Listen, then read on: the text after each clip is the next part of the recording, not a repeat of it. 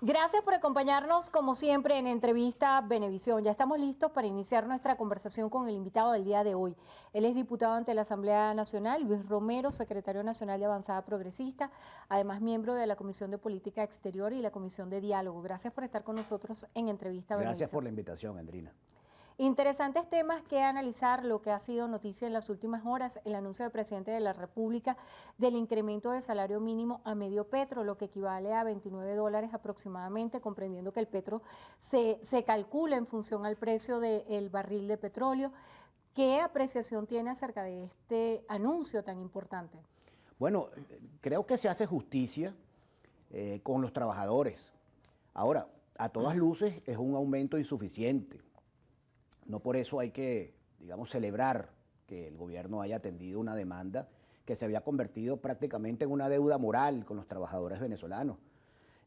Todos sabemos lo que ocurre en la economía actualmente. Uno sale a la calle a comprar un repuesto para el vehículo y te lo cobran en dólares. La economía está por la vía de los hechos dolarizada y los salarios presentaban un rezago muy importante, sobre todo los empleados de la administración pública, en el entendido de que muchas empresas privadas ya les están pagando a sus empleados en dólares. Eso es voz populi y todo el mundo lo sabe. Pero una franja importantísima de la fuerza laboral venezolana que está empleada en el sector público, estamos hablando de maestros, profesores, enfermeras, empleados públicos en general, había quedado rezagado. De manera tal que uno tiene que reconocer, sin mezquindad, que es un esfuerzo importante. Ahora es insuficiente. Fíjate, Andrina, el problema del salario tiene que ser abordado desde una perspectiva multidimensional. Estos aumentos de salarios unilaterales que aprueba el gobierno, por lo general terminan siendo devorados por la inflación. Nosotros hemos propuesto en la Asamblea Nacional, se lo hemos propuesto incluso al presidente Maduro, la necesidad de conformar un mecanismo o una comisión tripartita en donde empresa privada, trabajadores y gobierno puedan ponerse de acuerdo en cuáles son las medidas que hay que tomar para fortalecer el salario y la capacidad adquisitiva de los trabajadores. Si nosotros no reactivamos la capacidad adquisitiva de los venezolanos, el proceso de recuperación económica va a ser mucho más complejo, mucho más largo. Es necesario que la gente tenga en su bolsillo la platica para que pueda ir al supermercado a comprar la comida. Y suprimir el impacto inflacionario de ese aumento para que no se desvanezca. Correcto. Por eso es tan importante que los acuerdos o las medidas que se tomen en función del fortalecimiento o de la protección de los beneficios laborales sean medidas que sean acordadas entre tres actores fundamentales: empresa privada, trabajadores y el gobierno. Ya está en Gaceta Nacional la ley de impuesto a las grandes transacciones, una ley que generó muchísima polémica y debate, sobre todo por considerar este impuesto como un impuesto regresivo que se va a trasladar al consumidor final, teniendo un impacto negativo. ¿Cuál sería la valoración y la argumentación que hay? Porque desde el espíritu de los promotores de esta ley se habla del fortalecimiento del bolívar. Bueno, nosotros, cuando digo nosotros, los diputados de Avanzada Progresista, sostuvimos hace apenas unas semanas una reunión con el presidente de Fedecámaras, con Carlos Fernández, para abordar este tema, porque nos interesa la perspectiva del sector productivo con respecto a este impuesto. Como tú bien sabes, ese impuesto fue aprobado por la Asamblea Nacional, aun cuando la bancada de la Alianza Democrática votó en contra. Nosotros votamos en contra del impuesto. ¿Por qué razón? Porque consideramos que es un impuesto regresivo, porque consideramos que es un impuesto que castiga a los que más pueden y a los que menos, un impuesto que no discrimina y que en definitiva se va a convertir en un obstáculo para la recuperación de la economía en el país. Si el paquete de leyes, la legislación que se apruebe para impulsar o para garantizar una recuperación económica no está debidamente consensuada, Andrina, se van a presentar estas circunstancias.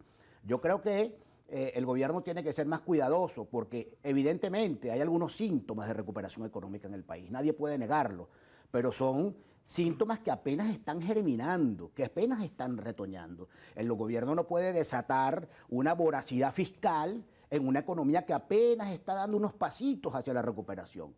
De manera que nuestro llamado al gobierno, y por eso votamos en contra de ese impuesto, es que toda política económica debe ser consensuada con el sector productivo.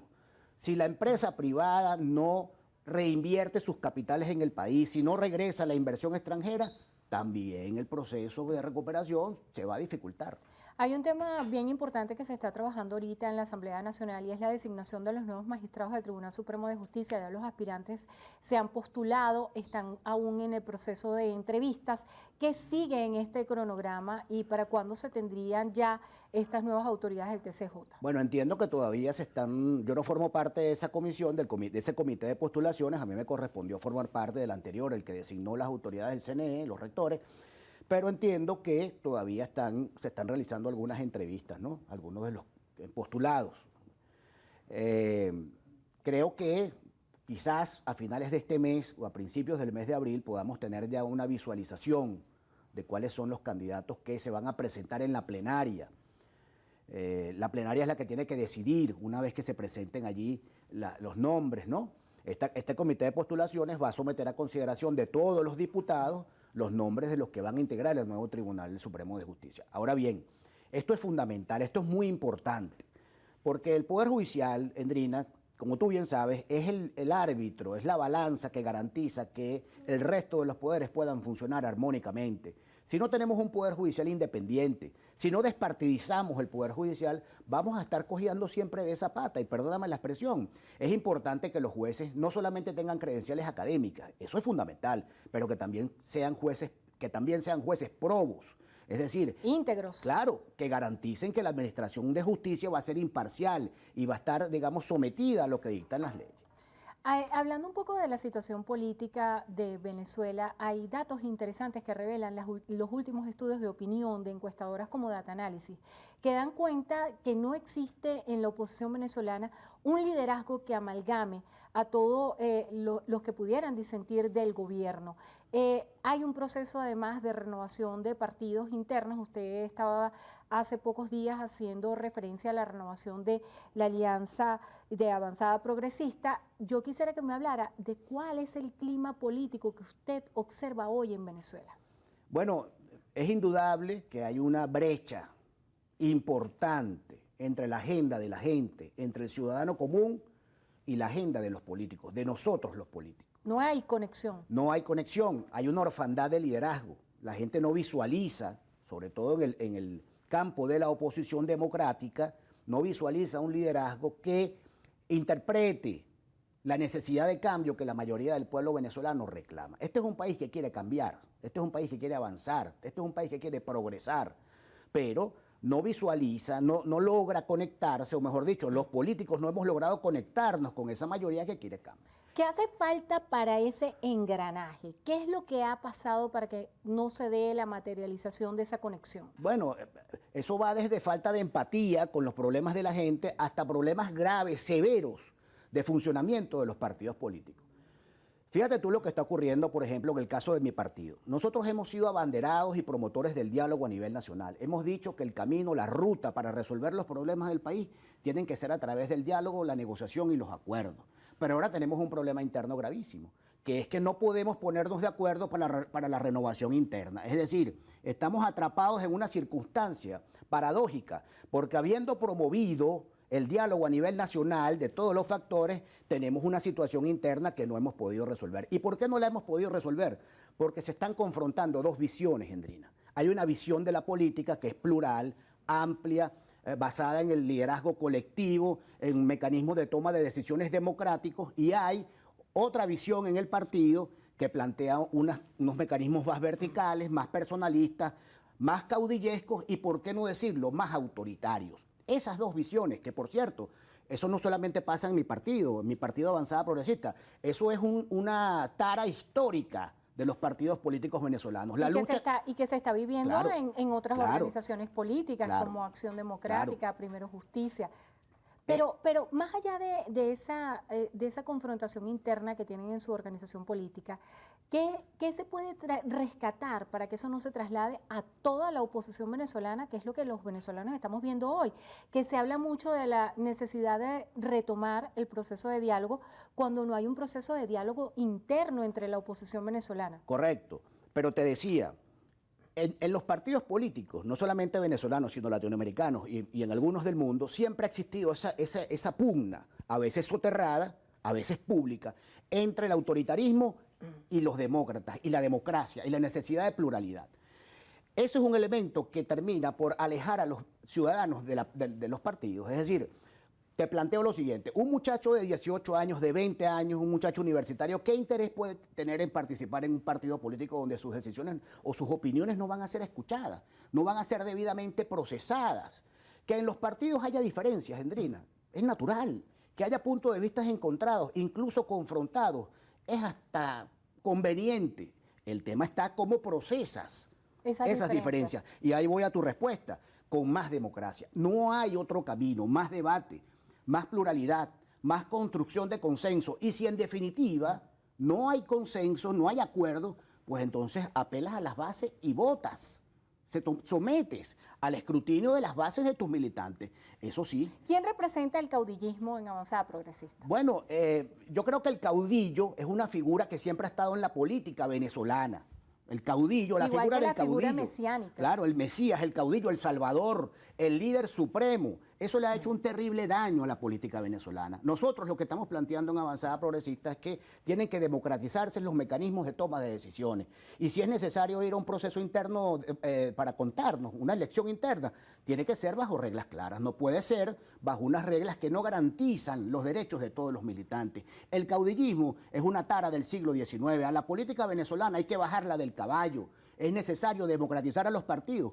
¿Cómo podemos nosotros plantearle ¿Quién es el caudillo de Avanzada Progresista? Bueno, yo creo Vuelvo a preguntarle. No, yo no creo que en Avanzada haya un caudillo en particular. Lo que hay es una forma de hacer política muy semejante al caudillismo y que toma visos de autoritarismo cuando esa forma de hacer política se confronta con la otra, que es la democrática, que es la plural, que es la amplia, que es una forma de hacer política sustentada en el liderazgo colectivo.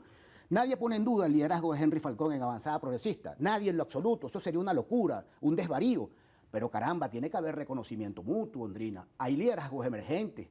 Avanzada Progresista ya no es un partido larense, ya no es un partido centro-occidental. Este partido, con todas las limitaciones del caso, sacó 123 concejales en todo el país. 123. Este es un partido que ya creció y cuando los partidos crecen quieren respirar, quieren ser escuchados y hay liderazgos emergentes a los cuales hay que abrirle el camino. Yo no estoy hablando de mí, de una posición que yo represento en el partido como secretario general. Estoy abogando porque hay una serie de muchachos que se han sudado la camiseta azul de mi partido que quieren ser escuchados.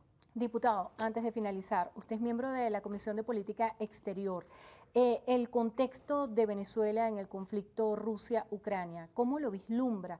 En una sociedad que está como toda la humanidad, hablando de estar inmersos en una pandemia y tener un rechazo, un repudio hacia las guerras. Bueno, en principio nosotros como nación democrática, como nación que promueve los valores de la autodeterminación, de los principios de la autodeterminación de los pueblos, el respeto a la soberanía de los estados, no podemos acompañar ninguna iniciativa armada de ninguna nación contra otra en el mundo. Yo, en principio, como ciudadano venezolano y como ciudadano del mundo, condeno la invasión a Ucrania. Ahora, hay que ver todo en el contexto en que está ocurriendo. Hay una serie de variables ahí geopolíticas que tienen que ser analizadas, que tienen que ser evaluadas. Ahora, en el escenario de la guerra perdemos todos, porque no solamente los ucranianos y los rusos, no solamente la gente que está muriendo allí, y no solamente los europeos, todo el planeta se va a ver afectado por la crisis entre Rusia y Ucrania, porque las economías se van a recalentar. Los países europeos, por ejemplo, van a aumentar sus gastos de defensa. ¿Y a costilla de qué van a aumentar los gastos de defensa? De la disminución de los gastos en educación, inversión social y ayuda internacional. De manera que eso va a generar un cortocircuito en el planeta si no se resuelve pronto.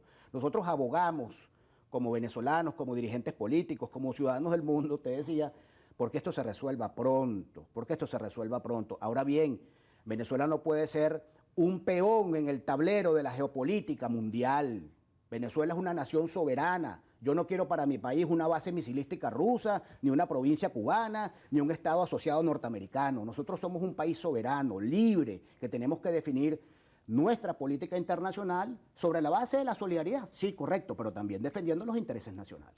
Gracias por estar con nosotros en Entrevista a Venevisión. Luis Romero, diputado ante la Asamblea Nacional, secretario nacional de Avanzada Progresista. Gracias por estar con nosotros. Gracias, Andrea. Y gracias a ustedes también por habernos acompañado. Hacemos una breve pausa. Al regreso, más de Noticiero Venevisión. Quédense allí que ya venimos.